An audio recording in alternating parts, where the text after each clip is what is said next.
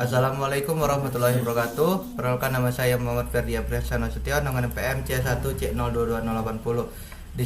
Di sini saya akan menjelaskan tentang laporan keuangan, yaitu saya mengambil contoh PT Catur Karda Depo Bangunan Tbk. Nah, di sini kita akan memulai dari bagian-bagian laporan keuangan dulu, yaitu ada 4 bagian, yaitu laporan posisi keuangan konsolidasian, laporan laba rugi dan penghasilan komprehensif lain, laporan arus kas, dan catatan atas laporan keuangan. Nah, pertama kita akan mulai dari laporan posisi keuangan dulu. Apa sih laporan posisi keuangan itu? Laporan posisi keuangan adalah laporan keuangan yang menunjukkan posisi keuangan perusahaan tersebut, apakah dia untung atau rugi kalau menurut saya. Nah, rumusnya itu seperti rumus neraca, aset sama dengan liabilitas plus ekuitas, atau liabilitas itu bisa kita sebut dengan hutang. Lalu ada ekuitas yang bisa kita sebut dengan modal. Fungsi laporan posisi keuangan itu ada 3, yaitu menunjukkan cara aset perusahaan didanai, menunjukkan posisi keuangan sebuah perusahaan, apakah sehat ataupun menuju kebangkrutan. Lalu ada menunjukkan cara aset digunakan untuk mendapatkan pemasukan bagi perusahaan. Lalu kita akan membahas tentang aset. Apa sih itu aset? Aset itu adalah barang atau bagian dari perusahaan yang digunakan untuk menjalankan perusahaan tersebut. Aset itu ada dibagi menjadi 2, yaitu aset lancar atau current aset, yang artinya adalah seluruh komponen aset yang dimanfaatkan dalam jangka waktu kurang dari 1 tahun. Contohnya ada kas dan setara kas, piutang usaha, dan persediaan. Lalu ada aset tidak lancar atau non current aset, adalah seluruh komponen aset yang dimanfaatkan dalam jangka waktu lebih dari 1 tahun atau jangka panjang. Contohnya ada aset tetap seperti mesin, tanah, dan gedung. Lalu ada aset tak berwujud seperti hak cipta, hak paten, dan merek dagang. Lalu ada juga liabilitas atau utang. Liabilitas ini dibagi menjadi 2. Ada liabilitas jangka pendek atau short term liabilities. Lalu ada liabilitas jangka panjang atau long term liabilities. Liabilitas jangka pendek adalah seluruh kewajiban yang harus dibayar dalam jangka waktu kurang dari 1 tahun. Contohnya utang bank jangka pendek, utang usaha, dan utang lain-lain.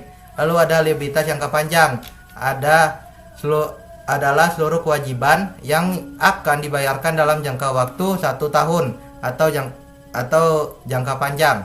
Contoh, ada utang bank jangka panjang, utang sewa, dan lain-lain. Lalu ada ekuitas. Ekuitas ini disebut modal, atau dalam bahasa akuntansinya itu ada share capital ordinary, yang artinya adalah modal dari luar usaha atau dari investor yang disetorkan ke dalam perusahaan untuk menjalankan usahanya. Nanti modal tersebut kita putar dalam periode tertentu dan menghasilkan saldo laba atau return on earning, yang artinya adalah profit atau keuntungan perusahaan yang dipakai kembali untuk ekspansi atau keberlangsungan perusahaan tersebut. Nah, baik, kita lihat dari laporan keuangannya. Yang pertama tadi ada aset. Nah, di aset ini tadi saya sebutkan ada aset lancar dan aset tidak lancar. Di aset lancar itu ada kas, setara kas, piutang usaha, persediaan, dan piutang lain-lain. Nah, nanti jumlah aset lancar ini seperti di layar itu sebesar 1.103 miliar sekian untuk aset lancarnya. Lalu aset tidak lancar. Aset tidak lancar ini ada aset tetap, aset hak guna, aset tak berwujud, dan lain-lain. Nah, jumlah aset tidak lancar di perusahaan ini ada sebesar 591 miliar sekian. Nah, nanti aset lancar dan aset tidak lancar ini kita tambahkan dan akan menghasilkan jumlah aset sebesar 1.694 miliar. Nah, lalu kan aset itu diperoleh dari liabilitas plus ekuitas. Nah, kita lihat dulu liabilitas dan ekuitasnya apakah balance atau tidak. Nah, di sini liabilitas dulu. Liabilitas ini ada 2 tadi yang saya bilang, ada liabilitas jangka pendek dan liabilitas jangka panjang. Di liabilitas jangka pendek ini ada utang bank jangka pendek, utang usaha, utang lain-lain, dan utang pajak. Nah, nanti kita tambahkan semua dan akan menghasilkan jumlah likuiditas jangka pendeknya sebesar 473 miliar sekian. Lalu ada likuiditas jangka panjang. Likuiditas jangka panjang ini seperti utang bank jangka panjang, likuiditas sewa, dan imbalan kerja karyawan. Nanti ditambahkan lalu akan menghasilkan jumlah likuiditas jangka panjangnya sebesar 119 miliar sekian.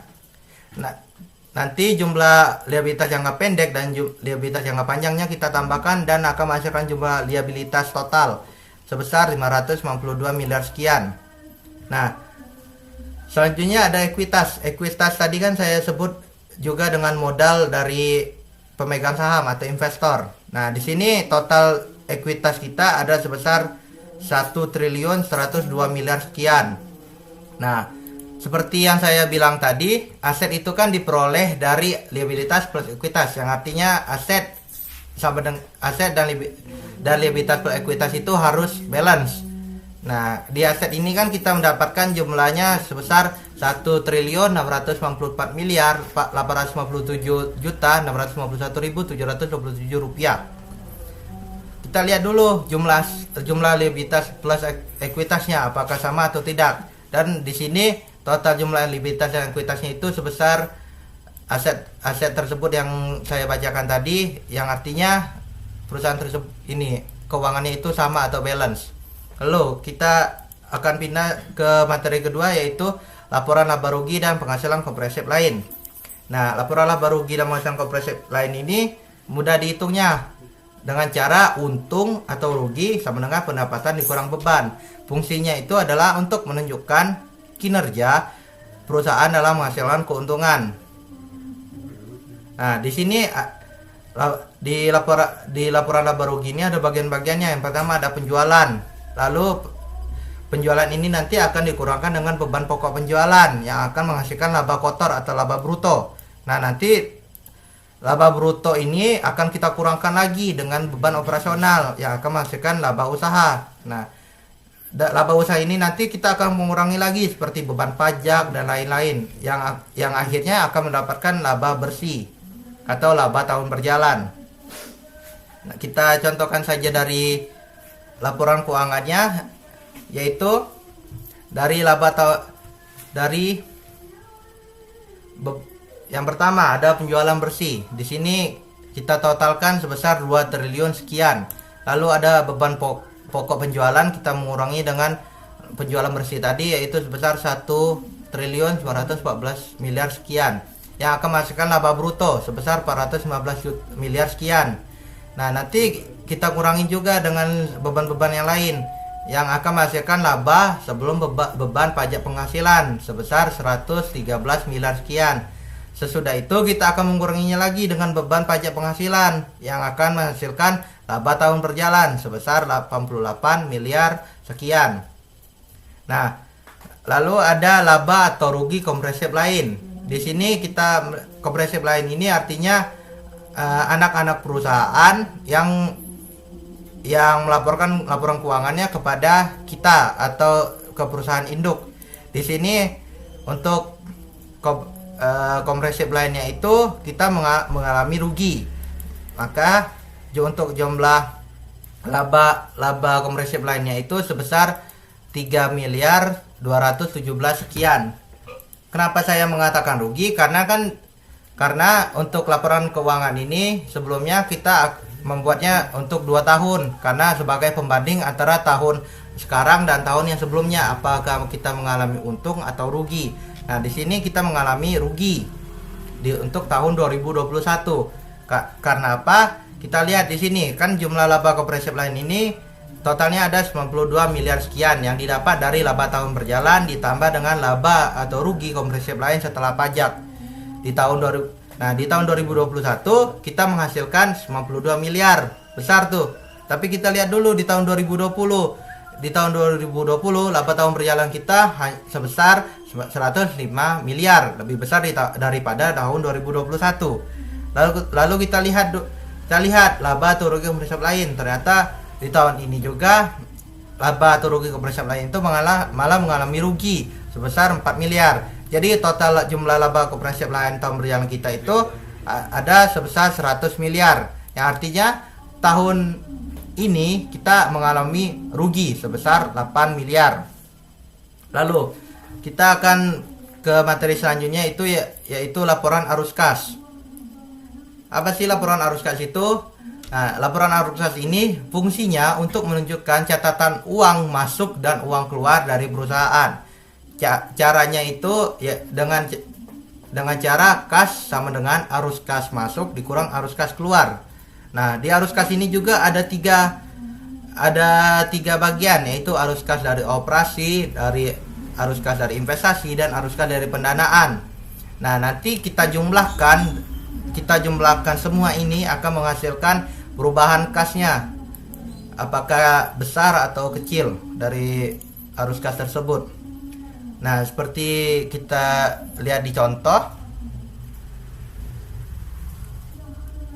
Nah, di sini kan ada arus kas dari aktivitas operasi. Di pertama itu kita ada penerimaan kas dari pelanggan, lalu pembayaran kas dari pemasok, karyawan, dan lain-lain.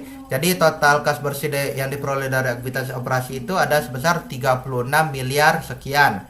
Nah, lalu ada arus kas dari aktivitas investasi. Ini artinya kita mengeluarkan uang untuk investasi. Nah, untuk kas bersih yang digunakan aktivitas investasi ini sebesar 87 miliar sekian. Lalu ada arus kas dari aktivitas pendanaan. Ini pendanaan itu artinya uang itu kita pakai untuk pendanaan perusahaan.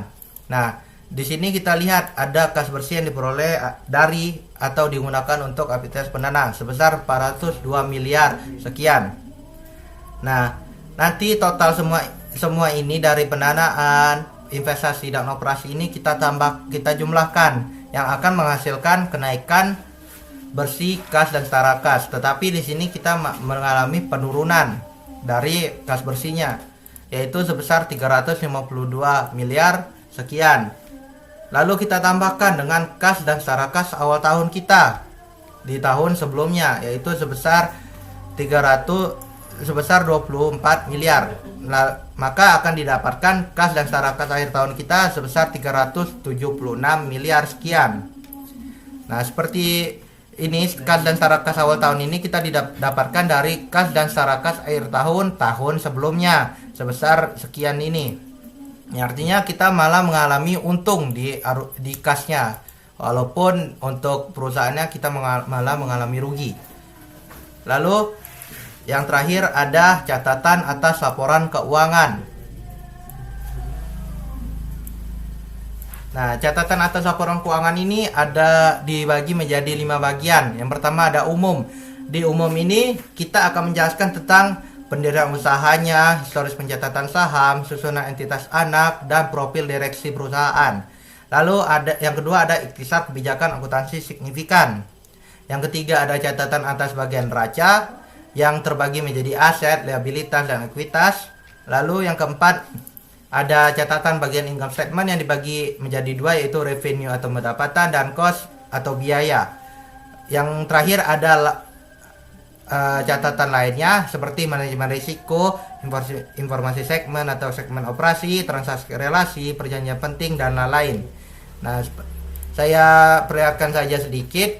Di sini contohnya di umum ada pendirian perusahaan, lalu ada penawaran umum saham perusahaan, dan ada dewan komisaris, direksi, dan profil-profil lain. Nah, itu saja penjelasan laporan keuangan dari saya. Lebih dan kurang saya mohon maaf. Saya undur diri. Wabillahi taufiq wal hidayah. Wassalamualaikum warahmatullahi wabarakatuh.